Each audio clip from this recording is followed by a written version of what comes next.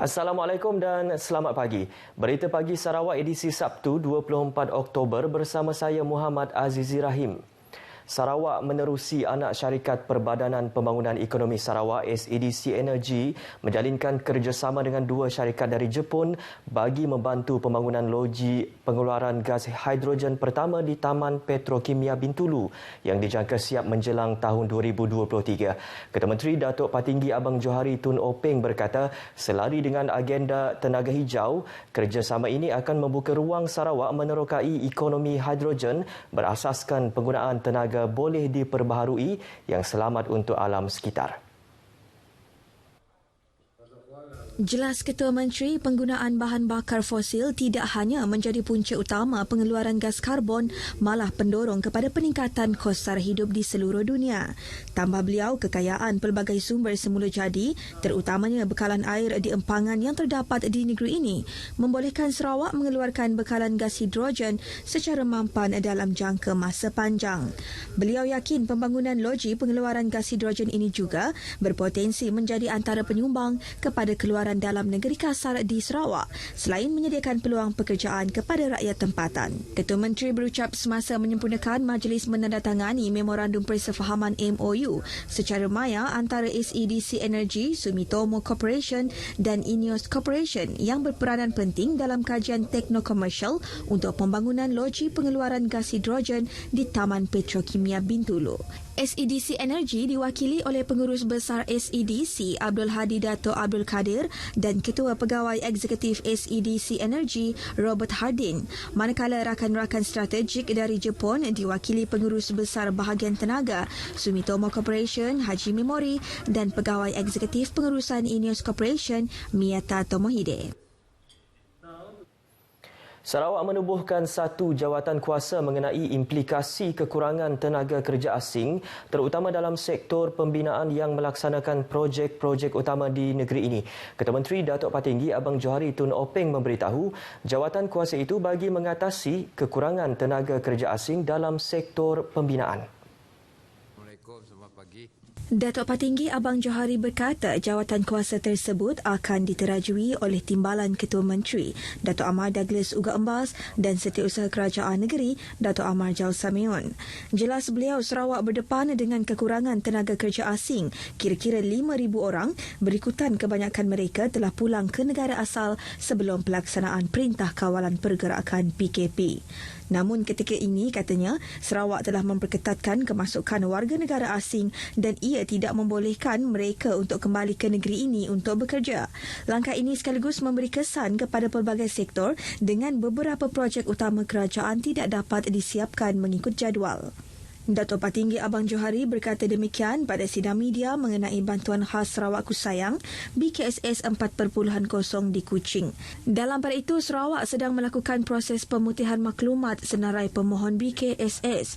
Jelas beliau, maklumat yang diterima untuk menyalurkan bantuan tersebut adalah berpandukan maklumat daripada Lembaga Hasil Dalam Negeri LHDN. Sarawak dan LHDN juga merujuk kepada lebih 20 buah agensi kerajaan berkaitan sebelum senarai penuh dan maklumat terkini diguna pakai bagi tujuan pemberian bantuan tersebut. Langkah ini bagi memastikan maklumat yang diterima adalah tepat dan tiada permohonan yang bertindih. Telang Usan memiliki kawasan tanah luas yang berpotensi untuk penanaman kopi, durian, nanas, herba dan terong asam selain ternakan. Ke arah itu, Timbalan Ketua Menteri merangkap Menteri Pemodenan Pertanian, Tanah Adat dan Pembangunan Wilayah, Datuk Amar Douglas Uga Embas berkata sejumlah RM2 juta telah diperuntukkan di kawasan berkenaan untuk melaksanakan pelbagai program dan aktiviti pertanian. Jelas Datuk Amar Douglas, Kerajaan Negeri di bawah Gabungan Parti Sarawak GPS juga menjadikan usaha itu antara objektif utama untuk memperkembang kawasan luar bandar. Katanya Lembaga Pembangunan Tanah Tinggi HDA dibuat berdasarkan keprihatinan kerajaan dengan peruntukan kira-kira RM1.5 bilion bagi melaksanakan infrastruktur asas. Beliau turut menasihati penduduk di Telang Usan untuk memulakan pertanian seperti kopi, durian, nanas dan herba yang mempunyai permintaan besar pasar di pasaran. Timbalan Ketua Menteri berucap demikian pada Majlis Penangguhan Program Jangkauan Komuniti Pertanian Agrikop Jabatan Pertanian Bahagian Miri di Balai Raya Kampung Long Loyang Baram. Pada majlis itu, beliau mengumumkan peruntukan tambahan RM500,000 selain bantuan RM40,000 untuk jawatan kuasa, keselamatan dan kemajuan kampung tersebut dan Biro Wanita.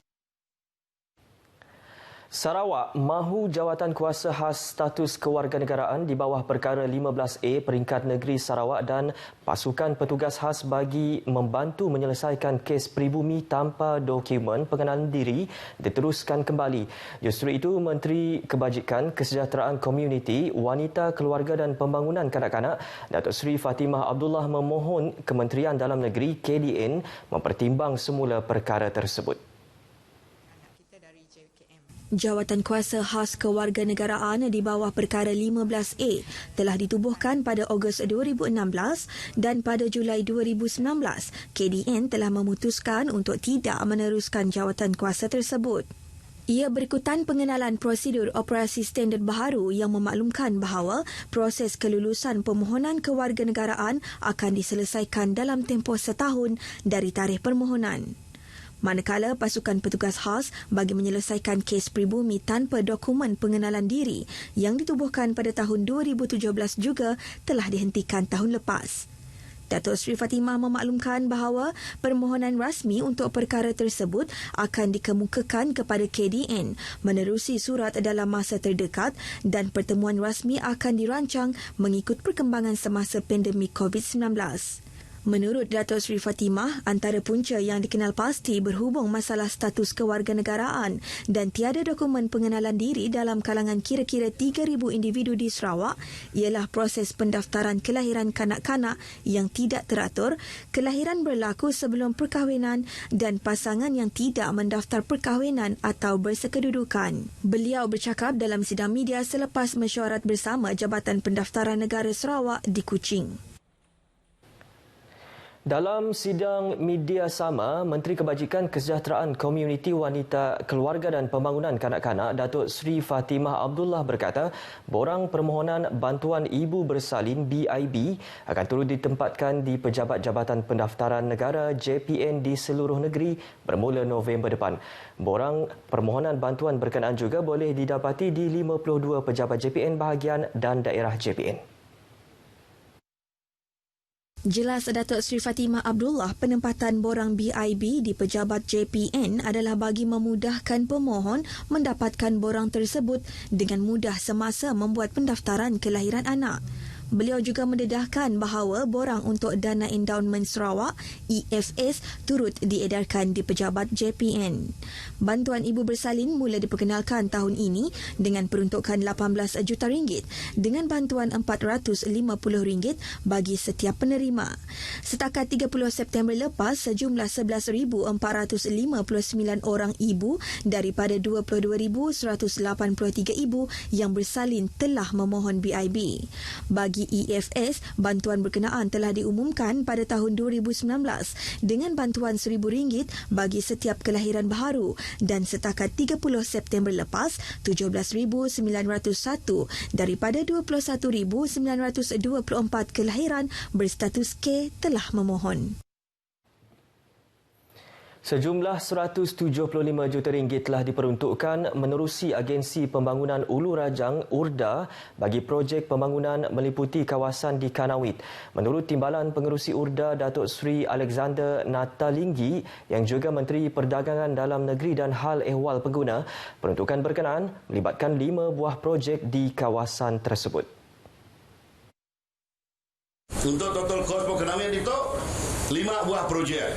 Ianya propose a new water treatment plant and associated work CGBC. Kemudian propose new treatment plant associated work Benanga Tada. Dia area Kanawit itu megah. Kemudian propose construction Mungun Jaga Road Kanawit. Beliau menjelaskan dua projek lagi iaitu pembinaan jambatan Sungai Macan yang kini dalam pelaksanaan termasuk naik taraf jalan sepanjang 9.5 km serta pembinaan jalan germai sepanjang 10 km. Datuk Seri Alexander yakin menerusi URDA, pembangunan di kawasan luar bandar termasuk Kanowit lebih cepat dilaksanakan. Beliau berucap demikian dalam majlis perasmian stesen Jabatan Pertanian Enanga Macan di Kanowit. URDA ditubuhkan tahun 2017 oleh Ketua Menteri Datuk Patinggi Abang Johari Tun Openg bagi mempercepat pembangunan di kawasan luar bandar.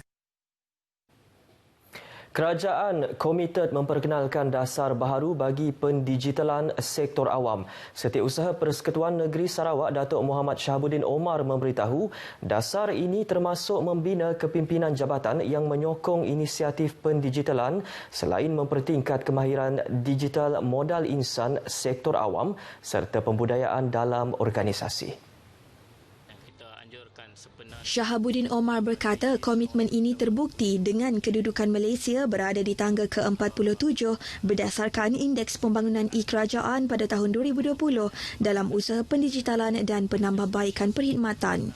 Katanya ia merangkumi mengenal pasti keperluan dan memperkemas semula perkhidmatan yang ditawarkan. Justeru beliau menyeru penjawat awam khususnya di Sarawak bersama-sama memajukan diri selari dengan keperluan perkembangan semasa bagi memastikan usaha pendigitalan sektor awam ini berjaya. Shahabuddin berkata demikian pada pertandingan mencipta video pendek bersempena Minggu Inovasi Perkhidmatan Awam Sarawak 2020 yang diadakan di Intan Kampus Wilayah Sarawak.